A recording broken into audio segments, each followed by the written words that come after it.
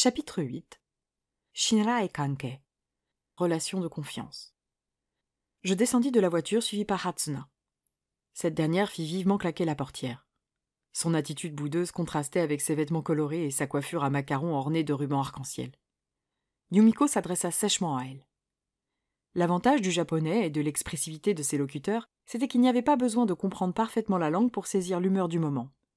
Et là, je pouvais facilement saisir que la maman de Hatsuna était très en colère. « Par ici !» dit mon père avec un petit signe de la main vers le musée. « Oula, il y a l'air d'avoir du monde. »« Waouh, c'est la queue pour entrer, ça ?» m'étonnai-je. « C'est l'exposition de la décennie, tu sais. Kano est un artiste majeur du XVIe siècle. » Je suivis mon père vers la longue file de visiteurs qui patientaient devant le musée national de Kyoto. Yumiko continuait d'engueuler sa fille derrière nous. Depuis 2 semaines, Yumiko et mon papa réservaient leur week-end pour me faire découvrir la culture japonaise. Samedi dernier, nous avions donc déambulé dans les petites rues typiques du quartier de Gion pour atteindre le Kiyomizu-dera, un magnifique temple bouddhiste classé au patrimoine mondial de l'UNESCO, situé à flanc de colline à l'est de Kyoto. La beauté de la vue sur la ville et la sérénité du lieu m'avaient presque fait oublier la masse de touristes. Cette semaine, pour échapper à ceci, nous avions misé sur le Ryoanji, un monastère zen dont l'ingénieux jardin de pierre m'avait enchanté.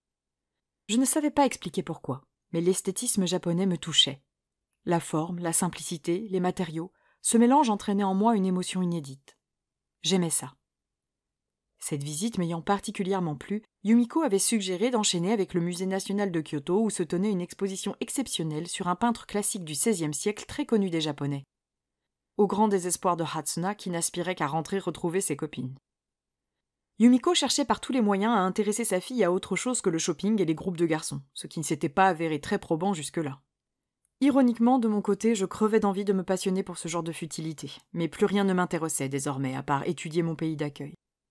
J'avais fait de jolis progrès en langue japonaise, même s'il me restait beaucoup de chemin à parcourir. Et culturellement, la présence de Yumiko m'aidait beaucoup. Professeure de littérature classique à l'université pour filles de Kyoto, KWU, elle n'hésitait jamais à satisfaire ma curiosité. En fustigeant sa fille de ne s'intéresser à rien au passage. Comme un peu plus tôt en sortant du restaurant coréen où nous venions de déjeuner. Je me tournai vers Hatsuna et sa mère. « Hazukashiku nai yo, mechakucha !» J'échangeai un regard embarrassé avec mon père qui semblait aussi à l'aise que moi dans la situation. Donc, Kano Eitoku est un peintre de la période Momoyama, m'expliqua-t-il en désignant l'immense affiche dorée annonçant l'exposition accrochée au bâtiment derrière moi. D'accord. Et Momoyama, c'est 1500 et quelques, m'informa-t-il. Ok. Un peu avant Edo, du coup. J'avais bien compris qu'Edo était LA période historique japonaise à connaître. C'était d'ailleurs amusant cette façon de dater, bien qu'un peu compliquée. J'avais été surprise de constater que sur tous les documents officiels, la date n'était pas celle du calendrier grégorien, et que nous étions en je ne sais plus quelle année de l'ère Reiwa.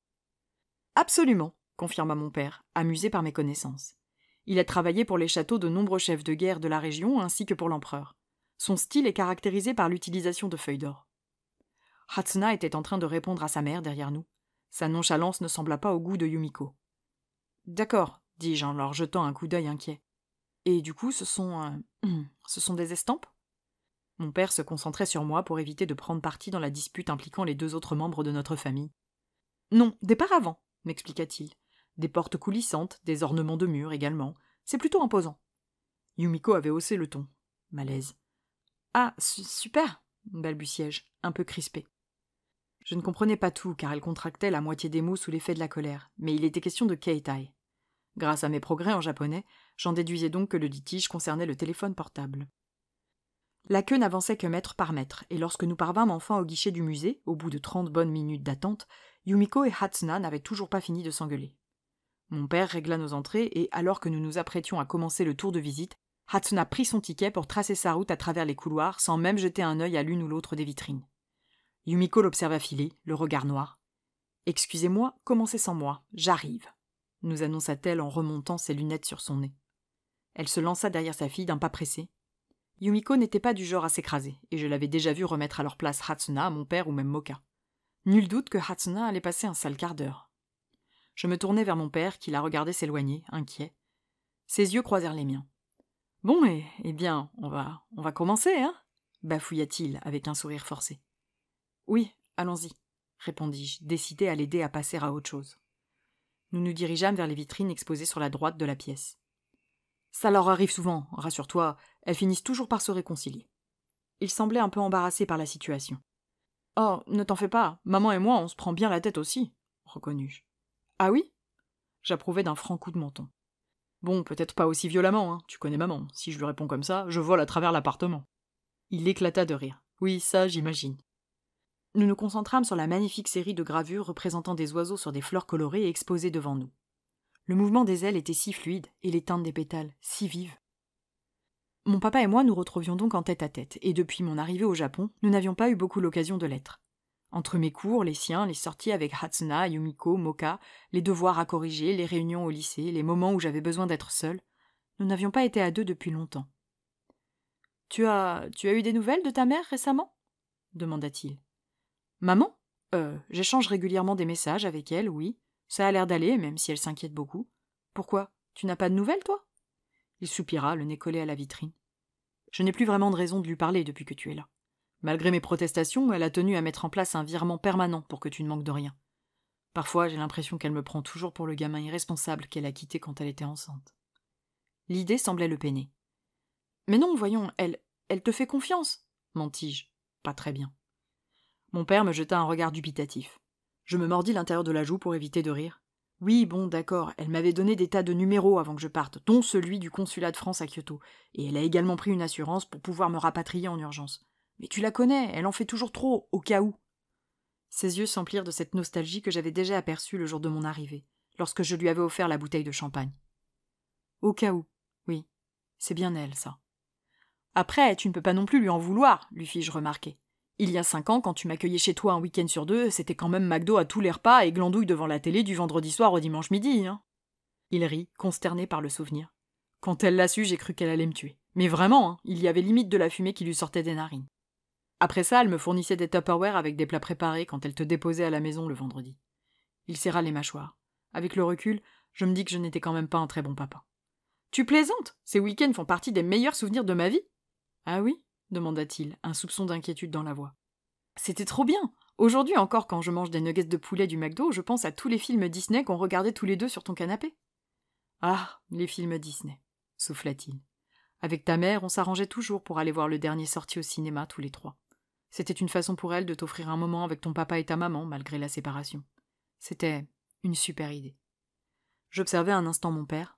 Il semblait mélancolique, plongé dans ses souvenirs, et cela s'était produit déjà 2 ou 3 fois depuis mon arrivée, au détour d'une expression que j'avais utilisée ou d'une de mes réactions. Je ne doutais pas des sentiments de mon papa pour Yumiko, mais je sentais que me retrouver était difficile. Désormais devenu adulte, je devais lui rappeler celle qu'il avait, de ce que j'avais compris, bêtement perdue. Il avança jusqu'à la vitrine suivante. Je le suivis, me laissant emporter par l'exposition. De somptueux paysages d'inspiration chinoise, des chutes d'eau, des arbres, des temples et des châteaux. Simplement tracés à l'encre noire, rehaussés d'étonnantes couleurs ou ornés de feuilles d'or. C'était vraiment magnifique. Le nez en l'air, j'admirais une imposante pièce composée de 4 panneaux d'1,75 m sur 1,50 m chacun. Un majestueux arbre en fleurs exécuté à l'encre noire s'étalait sur ceux-ci. Dans le fond, une montagne cachée dans la brume. Quelques canards barbotaient dans un lac au premier plan. J'étais perdu le long des lignes floues, happé par l'histoire de ce paysage. Qu'avait-il vu ? Quel grand de ce monde l'avait contemplé ? Dans quel château avait-il été posé ? Qui l'avait peint ? Combien de temps cela avait-il pu prendre pour produire un tel chef-d'œuvre ? D'où l'artiste avait-il tiré son inspiration ? Cet endroit existait-il quelque part ? Tu as l'air de beaucoup apprécier ta visite. Depuis tout à l'heure, on ne t'entend plus, s'amusa mon papa. Je ris, un peu mal à l'aise. Ah, je reconnais que j'aime beaucoup l'art japonais. Il y a quelque chose, une poésie qui me touche. C'est très simple et en même temps, chaque détail compte. Je veux dire, là, cet arbre, c'est le printemps, c'est évident. Et là, ici, cet arbre nu, c'est l'hiver, dis-je en avançant vers le dernier panneau de la vitrine. Donc, le temps passe de droite à gauche. J'adorerais savoir ce que représentent ces oiseaux et ce qu'ils cachent comme symbolique. Je désignais les oiseaux au long cou qui figuraient sur le panneau intermédiaire. Mon père sembla très impressionné par mes déductions. Joli, on dirait bien que tu t'es trouvé une nouvelle passion. Oh, je ne sais pas. J'aime bien, c'est tout, expliquai-je dans un haussement d'épaule. Il me sourit. La semaine prochaine, on ira visiter le Nijojo, si tu veux. C'est un magnifique château du XVIe siècle situé tout près de la gare de Kyoto. Le plancher Queen pour prévenir des voleurs. Tu verras, c'est très amusant. D'accord pour le plancher qui Queen, mais juste tous les 2, ok ? Oh oui, rien qu'à 2, Promis. J'échangeais un regard complice avec mon papa avant qu'il ne s'échappe, gêné. Je reportais mon attention sur les paravents de gauche tandis qu'il m'imitait avec ceux de droite. Nous n'étions pas habitués à cette connivence. « Excusez-moi » souffla Yumiko en arrivant dans notre dos. « Alors, Myrtille, l'exposition est à ton goût ?»« Ah oui, c'est magnifique » dis-je en cherchant Hatsuna du regard. Cette dernière suivait sa mère de loin, une façon de manifester sa désapprobation tout en obéissant. « La prochaine salle est éblouissante, tu vas voir. » Je pinçais les lèvres sans quitter Hatsuna des yeux. C'était un peu ma faute si elle se retrouvait piégée ici aujourd'hui au lieu de rejoindre ses amis. En passant dans la salle suivante, je m'arrangeais donc pour me rapprocher d'elle, laissant Yumiko et mon père en tête-à-tête. « Eh, ça va ?» demandai-je en arrivant près d'elle. « Oui, ça va » répondit-elle sans animosité, le nez collé à son portable. J'observais les gravures exposées dans la vitrine derrière elle. « Je suis désolée pour le musée. »« Et » s'étonna-t-elle en clignant des yeux. « Oui, c'est à cause de moi si on est ici cet après-midi et... »« Ah non, non, non » me rassura-t-elle, accompagnant ses mots d'un petit geste de la main. « Ne t'en fais pas, ce n'est pas ta faute, c'était déjà comme ça avant. »« Avant que j'arrive au Japon ?»« Oui, elle veut toujours me montrer des vieux trucs, mais c'est moche et c'est chiant, ça m'intéresse pas. »« Ah, d'accord, je ne savais pas. » Elle soupira. « Ce qui m'énerve, c'est qu'aujourd'hui j'aurais pu voir Akito seul. Mais c'est encore raté. »« Ça avance avec lui ?» m'enquis-je curieuse. « Doucement, c'est compliqué parce que Moé l'aime beaucoup aussi et je crois qu'il la préfère. »« Oh, je vois. » Elle resta le regard perdu dans le vague, à jouer avec sa frange qu'elle replaçait sur son front. « Oh, Hayate m'a envoyé une photo pour toi » m'annonça-t-elle soudain. J'écarquillai les yeux. « Quand ?»« Ce matin. »« Mais pour moi ? Tu es sûre ?» Ma réaction la fit rire. « Oui, pour toi. Je te montre. » Elle fouilla dans son portable avant de me le tendre. Je pus admirer la photo d'un plat composé de nouilles, de riz sauté, d'une viande peu identifiable et de ce que j'imaginais être de fines lamelles de choux, le tout surmonté d'un œuf cru. C'était très beau, présenté avec soin, très appétissant. La photo était accompagnée d'un message rédigé en japonais. « Wow, super. Qu'est-ce qu'il dit ?»« Il dit « Le Japon, numéro 1 de la cuisine. » J'ai pas compris. M'avoua Hatsuna, perplexe. Moi, j'avais bien sûr saisi le clin d'œil à la conversation que nous avions eue 2 semaines plus tôt, après avoir fui le karaoké pour nous réfugier au Moss Burger. « C'est quoi ?» demandai-je, louchant sur la photo. « Des soba meshi. C'est une recette de Kobe. Il a dû les faire au restaurant. »« Il fait la cuisine, Hayate ?» Hachan hocha la tête, concentré sur son téléphone. « Il travaille au restaurant de sa mère. »« Ah oui ?»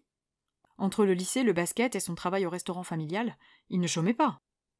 Depuis que son frère est entré à l'université, il doit aider sa mère et sa grand-mère au restaurant. Le frère aîné de Hayate, Kai, est très intelligent. « Hayate n'a rien à lui envier, » répliquai-je spontanément. « Et leur père, il fait quoi ?»« Leur père ? Je ne sais pas. Ils n'en ont pas. »« Oh, d'accord. » Hayate semblait avoir une vie un petit peu compliquée. « Je lui réponds quoi ?» me demanda Hatsuna. « Tu peux lui dire que ça a l'air très bon. »« Ok. » Elle se mit à pianoter sur son clavier. Je retournai à mes paravents. Ils me paraissaient soudain encore plus beaux, plus colorés. Mon cœur s'envolait rien qu'à les regarder. Il dit « Tu viens goûter quand tu veux. » Je ris. « Dis-lui que ce sera avec plaisir. » Hatsuna alla pour rédiger sa réponse quand elle se ravisa. « Tu veux son adresse ?» proposa-t-elle. « Ah, oui, pourquoi pas ?» Je sortis mon téléphone et ouvris mon répertoire pour y entrer son prénom. Je me figeai en tapant la dernière lettre de celui-ci, terrassé par une vague d'angoisse. Me rapprocher de quelqu'un, le laisser me connaître, m'apprécier. Avec le poids de mon horrible secret qui pesait toujours lourdement sur moi, ce secret que je n'assumais même pas auprès de mon père alors que celui-ci m'aimait inconditionnellement, impossible. Je me refermais complètement et effaçais ce que je venais d'écrire. « Non, laisse tomber, » me ravisai-je. « T'es sûr ?»« Oui, je ne suis pas encore à l'aise pour écrire japonais, ce ne sera pas pratique. »« Il peut lire l'anglais, je pense. »« Oui, mais c'est non, » l'interrompis sèchement. Hatsuna ne sembla heureusement pas froissé par le ton et se contenta de hausser les épaules en reprenant son portable. « C'est toi qui décides. » Elle tapa ma réponse à Hayate et envoya son message. Je restai debout en face des paravents qui avaient soudain perdu de leur éclat. « Tu aimes bien Hayate ?» me demanda Hatsuna.